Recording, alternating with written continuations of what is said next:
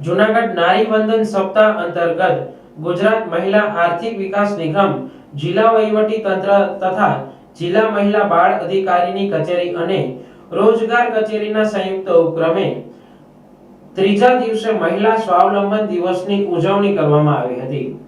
જૂનાગઢ કૃષિ યુનિવર્સિટી સરદાર પટેલ સભાખંડમાં યોજવામાં આવેલ આ કાર્યક્રમમાં સીજી સુચિત્રા જિલ્લા મહિલા અને બાળ અધિકારી દ્વારા મહિલાલક્ષી યોજનાઓ, મહિલા લોન, મહિલા સ્વરોજગાર લક્ષી ઉદ્યોગો અને ધંધા રોજગાર વિશે જાણકારી આપવામાં આવી હતી।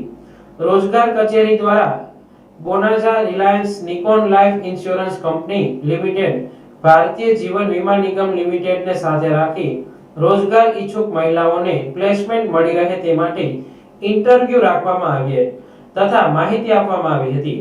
મહિલા સ્વાવલંબન દિવસે રોજગાર મેળવી સફળ થયેલી મહિલાઓ દ્વારા પોતાના સાફલ્ય ગાથાઓ સ્ટેજ પરથી રજૂ કરી અન્ય મહિલાઓને પ્રેરણા આપી હતી। સાથે સાથે વિવિધ ક્ષેત્રોમાં સફળ થયેલ મહિલાઓને મોમેન્ટો અને પ્રમાણપત્ર આપી સન્માનિત કરવામાં આવ્યા હતા। ગંગા સ્વરૂપ આર્થિક સહાય યોજના તેમજ બાળી દીકરી યોજના લાભાર્થીઓને મંજૂરી હુકમ તેમજ મોમેન્ટો વિતરણ કરવામાં આવ્યા હતા। નમસ્કાર, મારું નામ ચેતન સુચિત્રા છે। જિલ્લા મહિલા અને બાળ અધિકારી તરીકે જૂનાગઢમાં ફરજ બજાવું છું। ખાસ કરીને સરકારશ્રી દ્વારા દર વર્ષે 1 ઓગસ્ટથી નારી વંદન સપ્તાહની ઉજવણી કરવામાં આવે છે। એમાં જુદા જુદા 7 દિવસની ઉજવણીના ભાગરૂપે પ્રથમ દિવસે મહિલા સુરક્ષા દિવસ હોય છે, ઉજવણી કરવામાં આવે છે। એવી રીતે બીજા દિવસે બેટી બચાવો બેટી પઢાઓ દિવસની ઉજવણી કરવામાં આવે છે। એવી રીતે આજ મહિલા સ્વાવલંબન દિવસની ઉજવણી કરવામાં આવી રહી છે સરદાર પટેલ સભાગૃહ ખાતે। એટલે આજે જ્યારે નારી વંદન સપ્તાહની ઉજવણી કરવામાં આવે છે એમાં મહિલાઓ પોતાના હકો અને ફરજો પ્રત્યે જાગૃત થાય, મહિલાઓ માટે જે સરકારશ્રી દ્વારા યોજનાઓ બહાર પાડવામાં આવી છે આ યોજનાઓ મહિલાઓ સુધી પહોંચે અને વધુમાં વધુ મહિલાઓને આ યોજનાનો લાભ મળે એ હેતુથી નારી વંદન સપ્તાહની ઉજવણી કરવામાં આવે છે।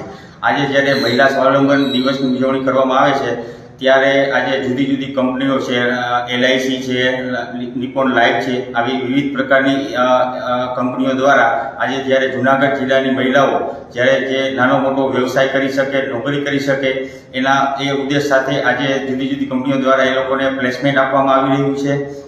સાથે સાથે બધી જ દીકરીઓ કદાચ નોકરી નહીં કરે પણ અમુક બહેનોમાં એવું હોય છે કે એન્ટરપ્રિન્યોર હોય છે, પોતે પોતાનો વ્યવસાય શરૂ કરવા માટે પોતે પગભર થાય એના માટેના પ્રયત્નો કરવામાં આવતા હોય છે।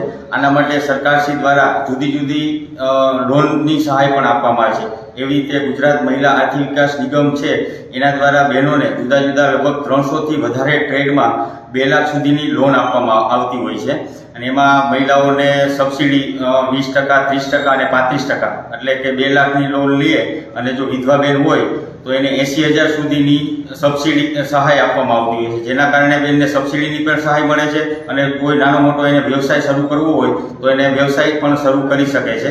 એટલે આજનો અમારો જે કાર્યક્રમ છે એમાં મહિલાઓ સ્વરોજગાર થાય અને સ્વરોજગાર પ્રત્યે એક વિચારધારા આગળ વિચારી શકે એના માટેના આજના દિવસમાં અમારા પ્રયાસો રહેશે।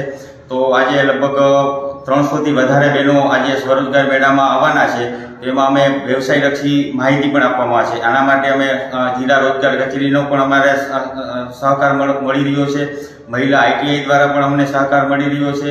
એવી રીતે RCT છે, DIC છે, વિવિધ બેંકોનો પણ અમને સહકાર આજે મળવાનો છે। તો આજે લગભગ બહેનો સ્વરોજગાર પ્રત્યે જાગૃત થાય એના માટેના આજે અમે અમારા પ્રયત્નો રહેશે।